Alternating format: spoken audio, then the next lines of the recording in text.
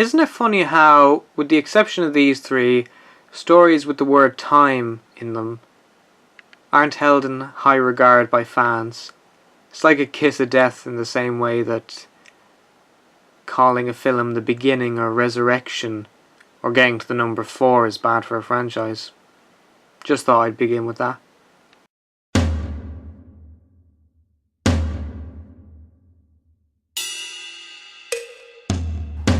I'd completely forgotten that September 2017 is the anniversary of Sylvester McCoy's debut story as the Doctor, until Big Finish posted a giveaway on their Facebook page.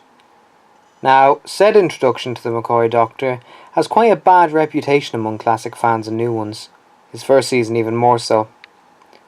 It can seem strange to some fans in this day and age that once a long time ago the brand of Doctor Who was toxic and its fans were the subject of ridicule. Actually, that last part hasn't changed that much, to be honest. I didn't live through that period, but I can only imagine how long-term fans must have felt.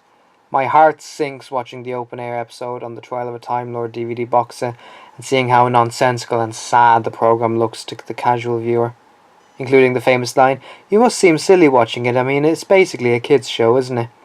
But this video isn't about the politics of the BBC in the late 80s in regards to Doctor Who, and if you're looking for anything like that, go out and buy the Trial of a Time Lord box set I mentioned and go to the special features for some fascinating and comprehensive documentaries on it.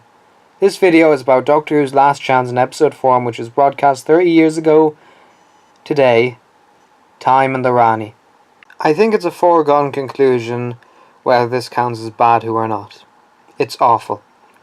I'll get back to the story, but you know this is a long way from Dix, Holmes, Rani, the sane writers that worked on the programme before now. The direction is awkward as fuck. The effects that were once groundbreaking now look tacky.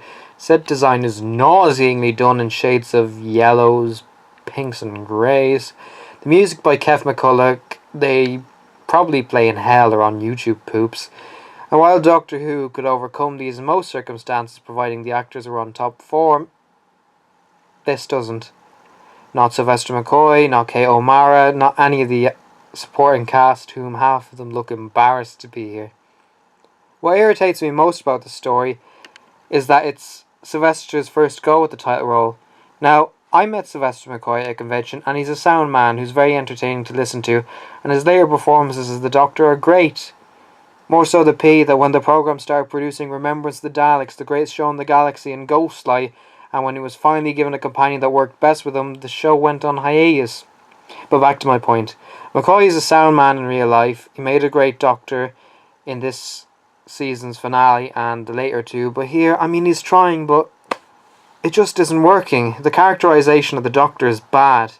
And I know it's his first go, and people can use that as an excuse, but first impressions are important, and this isn't how you do it.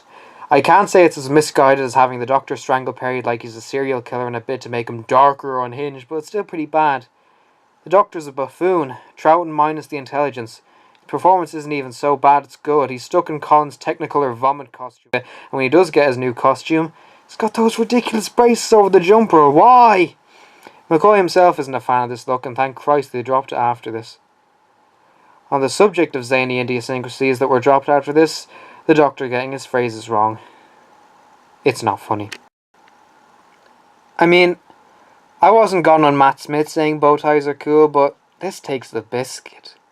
There's nothing worse than bad comedy, and this whole four-part affair, this assault on your senses, it's very much a bad joke. As a side note, I see that some fans like the design of the Tetraps. I can understand their perspective, but I think they're a bit too weird even by Doctor Who standards. And this is the programme that gave us the Absorbaloff, the Jaggerfest, and this piece of nightmare fuel. Yeah, I don't see it. But yous knew. You all knew I was going to trash this.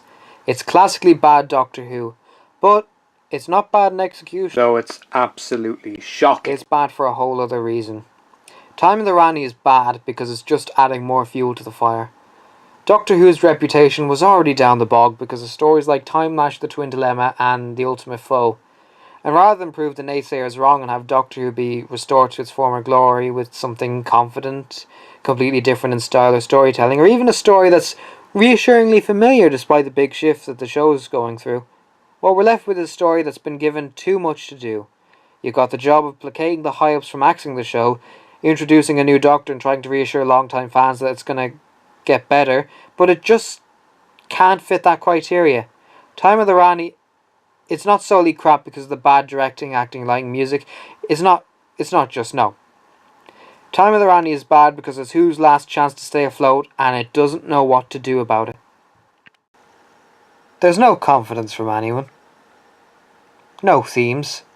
No intelligence and structure and ideas. I mean, Holy Grail anagram, cop on. And not even the decency to leave Colin's doctor out of it. They should have forgotten the previous series. It had a bad name, it should have started anew. I'm sure it would have been easier for first-time viewers. I'm sure the high-ups would have rejoiced when they found out there was no trace of the actor they sacked from his dream job. And the casual viewer honestly wouldn't have cared at this point. It's adding insult to injury, especially with that awful wig on McCoy that he rightly describes as making him look like Harpo Marx. Time of the Rani was Pip and Jane Baker's last writing effort for Who. They'd previously written the forgettable Mark the Rani, Terror the Vervoids, Terror the Vervoids, the penultimate and by default second best story in that series arc, and the messy part 14 of Trial of a Time Lord. Though the pressure put upon them did have a large contribution to its overall quality. I'm not a fan of their style of writing, and on the documentary on the DVD they come across as a bit too old-fashioned, but watch for yourself and make up your own minds on that. Yeah, it wasn't so much of a high-nosed or revolting fart in a crowded room kind of end. Script editor Andrew Cartmel didn't seem to agree with them either and pretty much said in an interview what I've just pontificated. 30 years later, no one except for Big Finish and diehard Sylvester McCoy fans are really celebrating this milestone. I guess the only, or one of the only positive things I can say is that the show would get better. I mean, we'd have to sit through Richard Pryor's career worst performance in a story that very nearly destroys the 50s forever, but sometimes things get worse before they get better. I just wish they'd gotten better sooner. Time shouldn't wait for this four-parter. You know it's bad, I know it's bad, everyone except a minority of fans agree. It's bad. I can't give 0, so it gets 1 whole point solely because I kinda like the 1987 version of the theme tune. Just kind of. Yeah, that's it, I'm done.